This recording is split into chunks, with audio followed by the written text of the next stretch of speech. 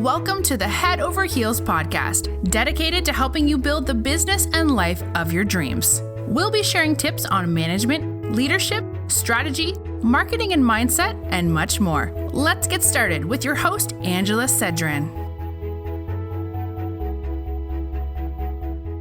Welcome to another edition of Heads Over Heels. I'm your host, Angela Cedrin. Today we're going to be talking about one of the most beautiful things that a woman can do, and that is having a baby. Today's guest is Paula. She's a midwife and she works in London. Welcome, Paula. Welcome. Thank you for having me here. How are you today? I'm very good. Thank you very much. Wonderful.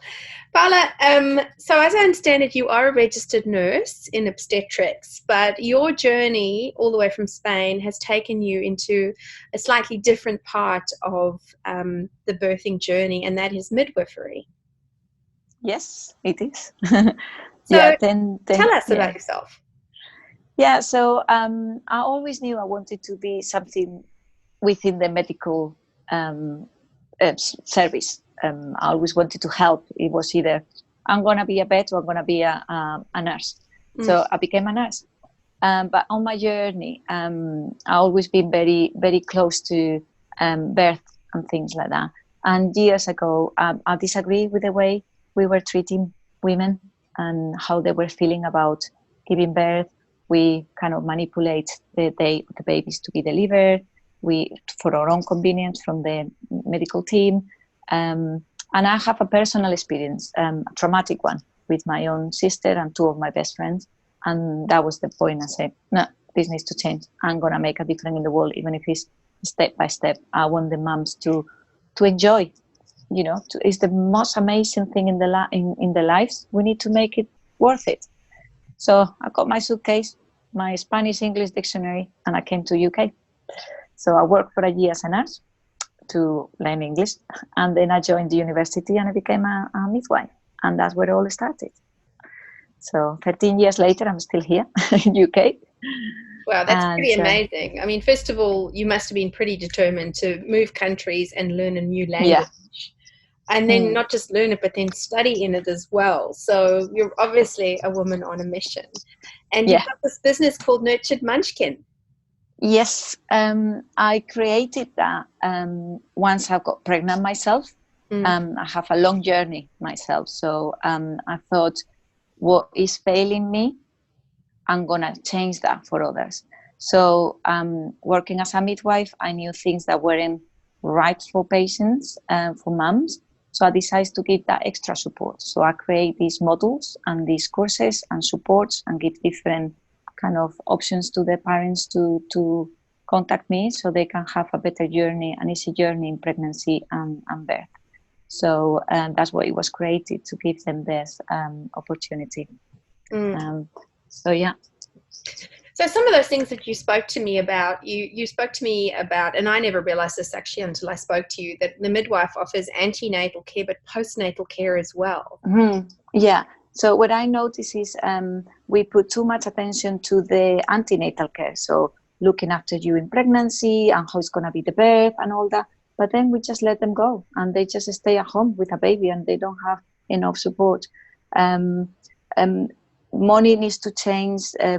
People thinking, the NHS, and in this case in UK is called the NHS, the National Health Service.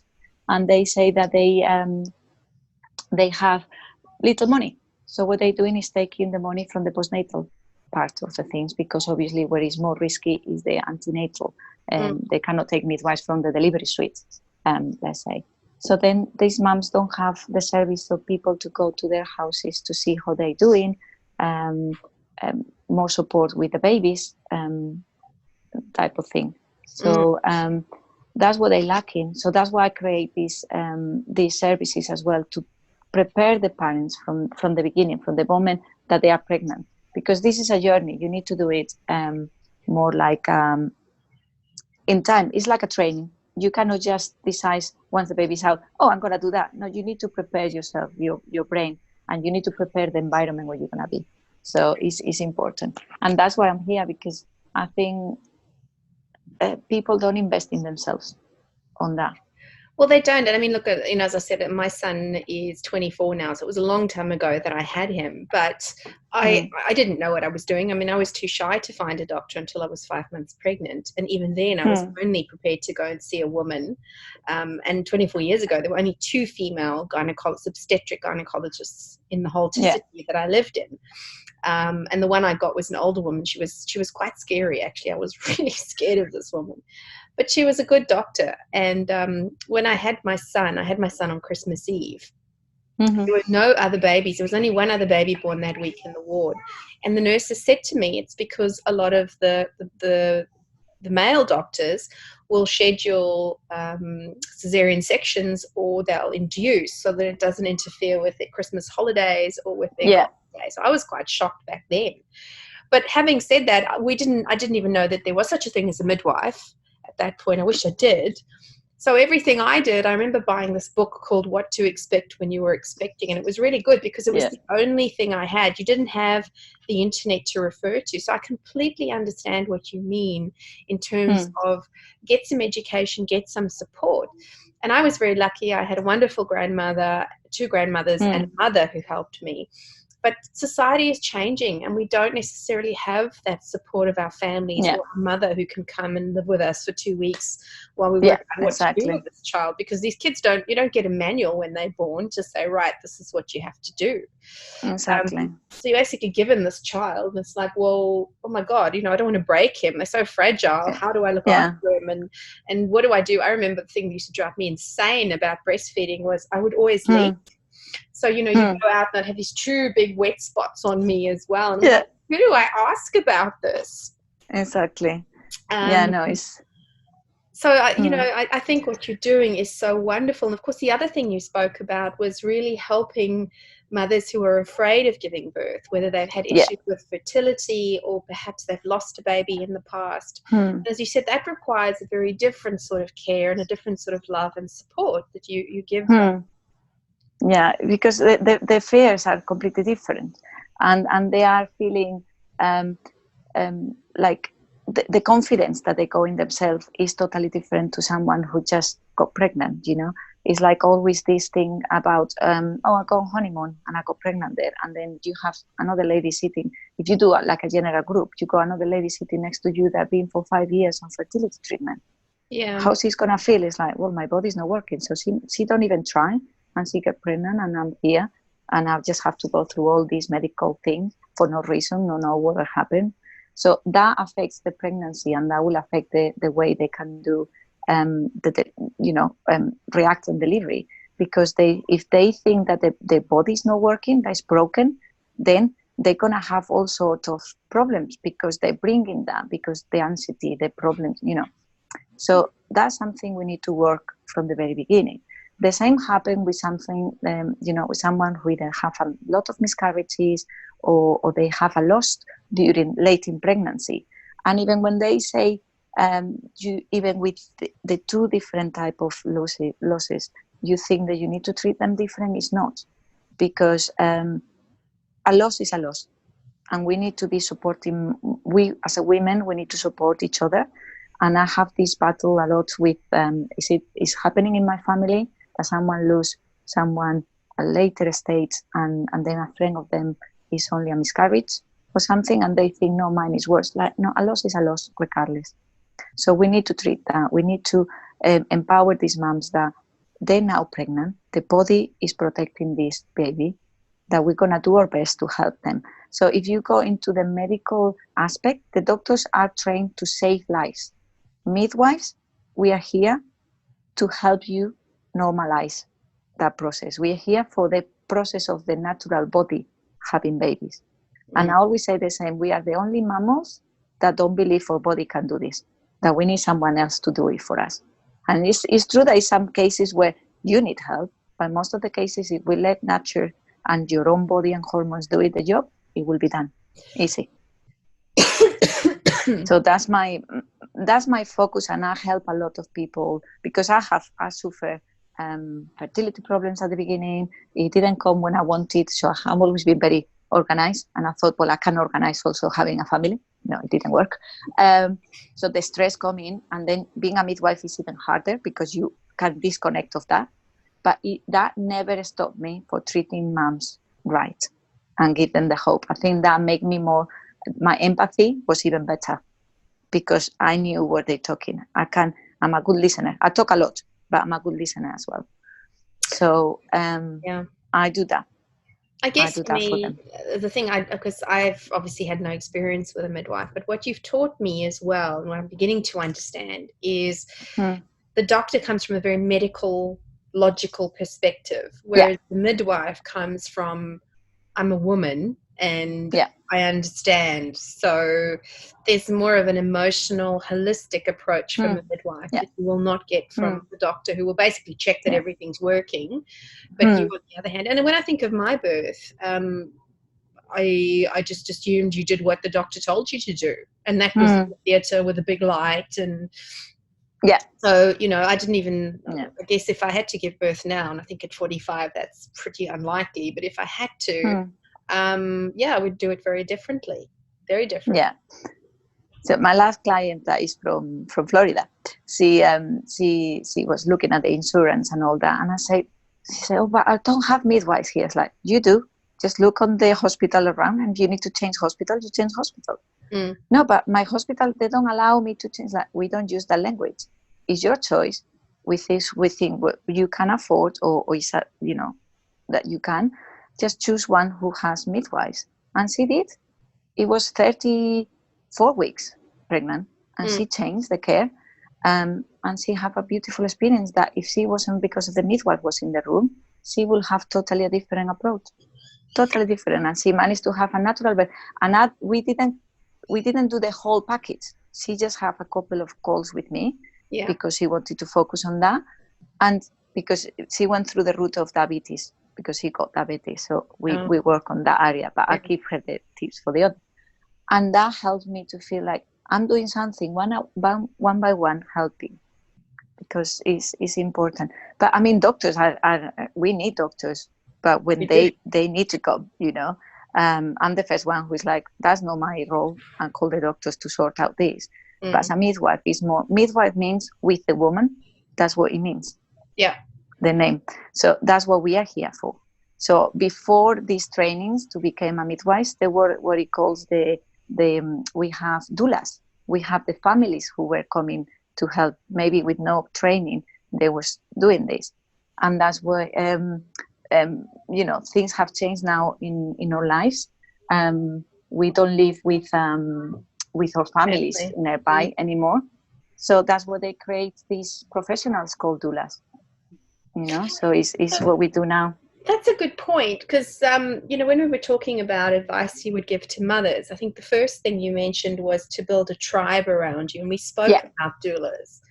So doulas, from what I understand, they don't have the qualifications. They're almost like a guide or a substitute mother or a substitute grandmother who will help you with those moments where you just need a break, or, you know, you said to me they come to your house like Mary Poppins, and just, can you explain a bit more about what the doula does? So doulas, they have to be registered. So it's not someone who say, I'm a doula and you don't know nothing. They do their own training. And normally they have to follow like another doula. So they know exactly how to support moms. But what they do is they support the moms like a nana or a mom will do before. It's just through the moment you're pregnant, they have several meetings with you. So you connect. It's important that you connect with that person, because if that person is going to be with you in labor, it needs to be someone you trust. So it's building that, and the doula will see what are your needs, because each person is different. Someone might be very okay because already have all the kids. What he wants the doula for is to help her within the birth, because maybe the partner are not as supported as he wanted. Maybe it's because he wants the doula to be helping at home later. So the doula helps you in labor, and they are really good because they are very pro more natural, less intervention things. They already been discussing with you what type of things you want. So when it comes to support you when things change in labor, let's say that you wanted a water birth, let's say, or you wanted to be delivered just with a midwife, things change because the baby's not happy or whatever. and they suggest to have an instrumental or go for a C-section, the doula is there to support you and tell you, you're doing the right thing, you know. Let's think about this. What do you want to do? Not telling you what to do, but holding hands with you. And then is supporting. That's very important, because that doula is helping the father as well, or the birth partner, whoever is there, the wife, whoever is there with the laboring woman, to say like, okay, you can sleep a bit. They take turns, or the doula can. It's like Mary Poppins. In the back have oils to put in there if you want a massage. They learn how to give massage in your back when you are in pain, or might suggest go and have a shower now. You know, it's helping you things that maybe your partner or your husband can't even think that can be possible. And then, but the best thing is, once you have the baby and you go home and you think, it's like, now what I'm doing, I've been preparing myself for having birth, and now I got this, what I'm doing with all the cocktail of hormones. So what the doula do is coming home, help you with the baby. So if the baby is fed, she can take it for a walk, she can change the baby nappies, she can feed you. That's perfect. They know how the superfoods and what food is needed for recovery. Yep. So that's what they do. When I first started, I felt, because you think I come from Spain with a different mentality, very medicalized. It took me a year to really change everything. I was very scared of home births. I'm very scared of water birth, because I thought, oh, where is the doctor? My brain changed when I saw what was happening. And when I saw the doula for the first time, I was trying to think, that is another training? What was that? I didn't know what it was. And now when someone comes, I'm coming with my doula, I say, right, let's do this together, because it means less trouble for me. She's doing things that I can focus more on what I need to do as a midwife.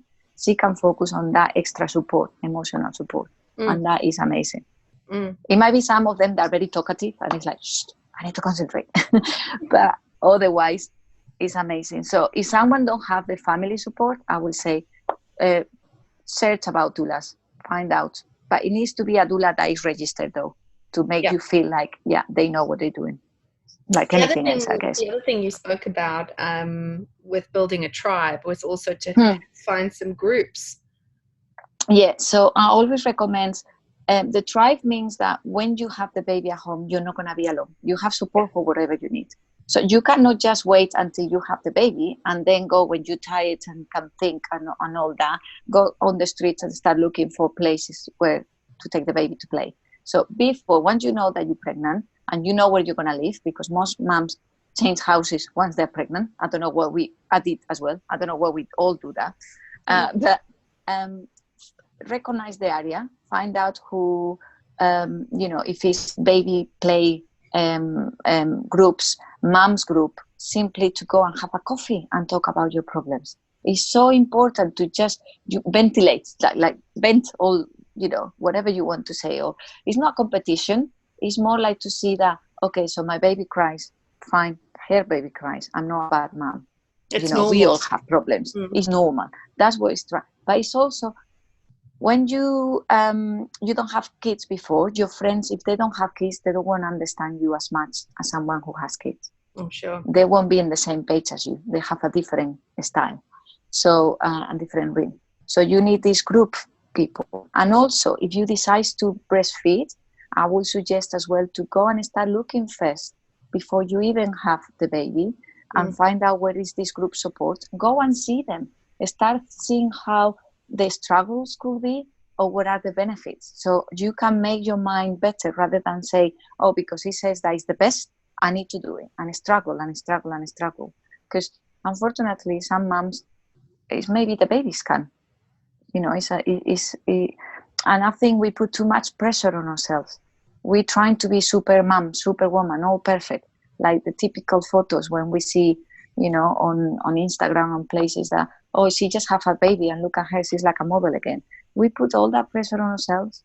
And I always say, do you realize how amazing your body is? What you've done with just a tiny, tiny cell? What's the pressure? You need to be just adoring your body. If it was men giving birth, I'm telling you, this is not happening. They will be, talking wonderfuls about their bodies giving birth. But because we are women, I don't know why, we always undermine ourselves. So that's why these group sessions, the group support, this drive can help you. It's very difficult doing by yourself. So that's my advice for them. Okay, well that's really great advice too. I think I had real issues with breastfeeding, so I ended up doing it for 3 months just because I struggled so much. So I wish I had that advice, I must say. I think the final piece you said to me was really get your partner on board early. Yes, it's important. I mean, well, it will take longer to go into labor and to deliver. The relationships change when you have the baby. So it's important to have your partner involved. Some of them do naturally. They are very into, I'm committed to this, I'll do that. Others takes time. They feel more like I need to go and work and do that. But I think it's more like if they know how they need to support you from pregnancy, they need to understand your changes in your body. It's not all just, they don't need to say the wrong things. They need to learn how to sometimes don't say anything or just ignore certain things, but support you, to remind you how beautiful you are all the time. Because most of women struggle with these changes in your body. When you cannot see your feet anymore, when you cannot sit, you need like a well sitting somewhere. But I always say, but that's beautiful. They say, take a lot of photos. Your partner can remind you all that, but especially sit down and think what you want for this birth, how you're gonna bring up this baby. Start having the discussions of all the small things together before the baby's here, because otherwise you're gonna be too tired. You have different hormones. You're gonna take it in the wrong way, and that struggle. And it's also, if the parents go together to some courses, it helps the dads to understand how much your life is gonna change and how much the mom's brain and body is gonna change. That they need time. That what you can do to make this happy, how you can bond with your baby as a father or wife, whatever, the other person that is going to be with you. My husband was the one who booked me into one of the mom's class, because I said, I'm okay, I got your mom, I got your sister, I got my other friend who comes once a month. And he's like, no way, that's not happening. You're going to do what you preach. And he booked me on one. And I have to go. And he's like, and then I tell him, like, you took it on board. You did all the things that you learned in the course without me knowing that, I tell the husband, prepare food, keep in the freezer for, if you're not a good cooker, not a good cook, then go and buy things, but fresh things, and, keep it there. You have a friend who cooks, tell to come and cook for you, and then leave. It's important. They need to understand, because when you are in labor, you're very vulnerable. When you have your baby, you're even more vulnerable, because you are in protection mode. You want to, the best for this baby. It all depends on you. So if you don't have that support that someone can do the extra miles, you're in trouble. Yeah. That's such important advice. It really is. I think the amount of support you surround yourself with is really what's going to determine how successful not just your birth, but also that period afterwards is. Yeah. And I think the problem we got as a woman, we don't know how to ask for help.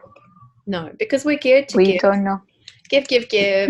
Mothers, that's all we do. We look after families, we nurture, we care, and we forget about ourselves too. And I think for mothers too, I think when we do sort of take time for ourselves, when we have the sense of guilt that, why am I being selfish? So, I always tell them about the 20 minutes rule. Every woman should have 20 minutes for themselves, and don't feel guilty about that. Your mood change, the way you bond with your baby will change, because you look after yourself first. Then you have enough to look after others. And that is like, people look like 20 minutes, nothing. It's 24 hours. 20 minutes and 24 hours is nothing. Do it. And I do that in front of the partners or the fathers when it comes, like, you need to tell your wife to have 20 minutes of her own, to do whatever. And that's it. Once the baby is fed, I remember coming my family and I'd say, the only rule is you wash your hands before you come and visit a baby. Please don't bring too much perfume because that confuses the baby. And that's it. And then it's like, you wash your hands, fine. Here's the baby. It's like, where are you going? It's like, I go upstairs. I'm going to have a lovely shower. But everybody was like, but it's like, baby's fed. He's sleeping. just have cuddles with the baby. Don't drop it. It's fine. I'm just going to have a shower. I know other moms won't do that because obviously they're first-time moms. They'll be afraid or whatever. I was just like, I just want to have a shower on my own. No worry. Do you know what is having a shower with a baby looking at you? No. I want a shower with myself, just alone. So that was important for me. That was the only thing I wanted to do, and that was brilliant doing that. So I think it's important. Thank you so much. It's been such an My pleasure to talk to you today. I must say I'm feeling lucky now after talking to you. You're brilliant. So tell me, you do well. How can people get in touch with you? Best thing to do is probably follow me on Instagram because I got free advice in there. I'm always posting things that go from even getting pregnant to afterwards. So giving tips and things like that. And then they can, if they message me in there, they can also follow me on the same Facebook page. It's the same Nurtured Munchkin.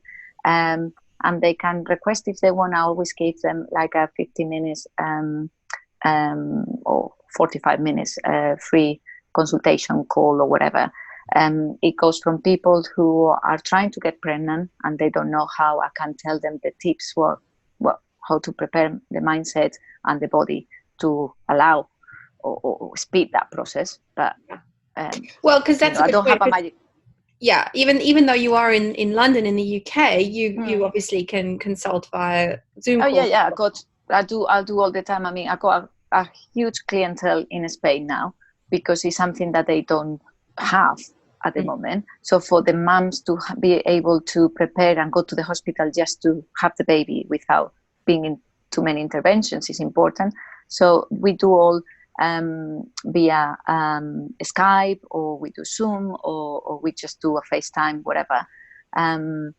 So it's not a problem. I'm creating, it's not ready. I hope by Christmas it's all ready. I'm doing online courses so they can have all in videos. So it's taking longer because I'm doing one in Spanish, one in English. So well, that's good too, because you can always get your partner to watch as well with you. Yeah, exactly. That's the point. And it's a module that is specific for them. And I always say to the guys, if you don't want to be involved in the rest, you only watch this one, but you need to watch this one. You need to know what to do. And it's something I've been done all these years as a midwife. And it's funny enough because everybody was telling me my group of midwives in the shift. We do in London, we do 12-hour shift. So it's what I told about the one-to-one care. So we're trying to see if in 1 hour, in one shift, we deliver, we help that baby out. So the mom don't have too many midwives changing because that's confusing as well. So giving the opportunity to have always the same one. And my colleagues were saying, Paula, your lady is always very calm. They never scream. You go for a, emergency section and they are so calm. It's like, I can't stop talking.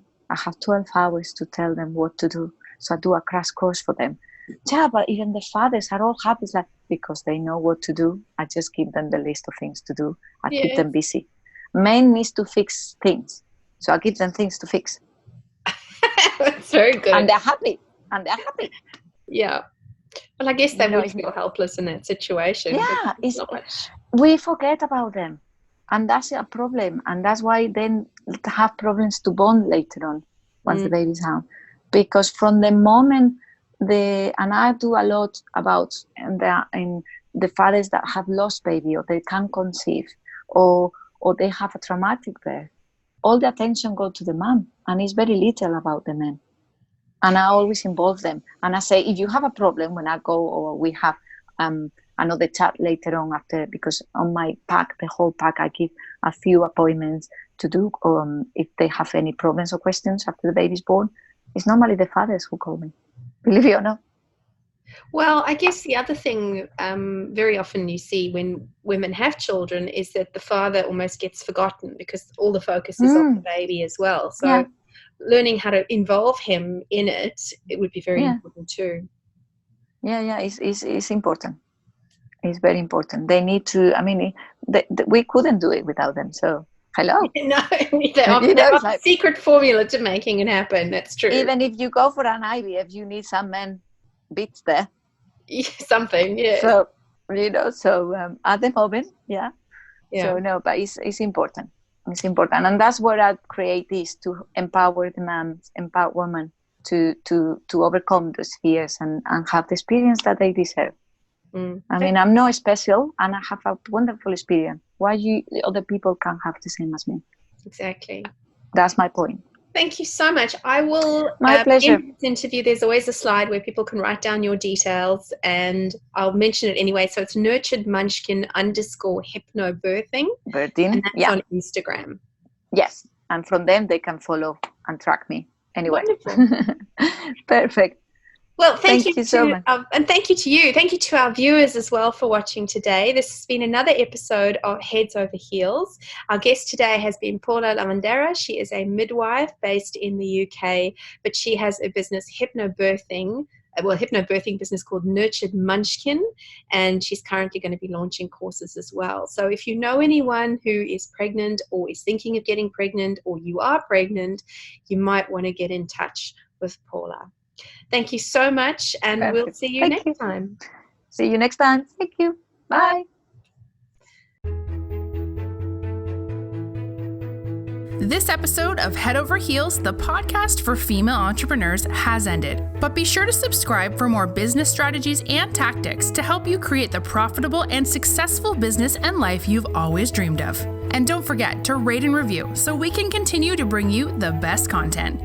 Thank you for listening, and we'll see you on the next episode.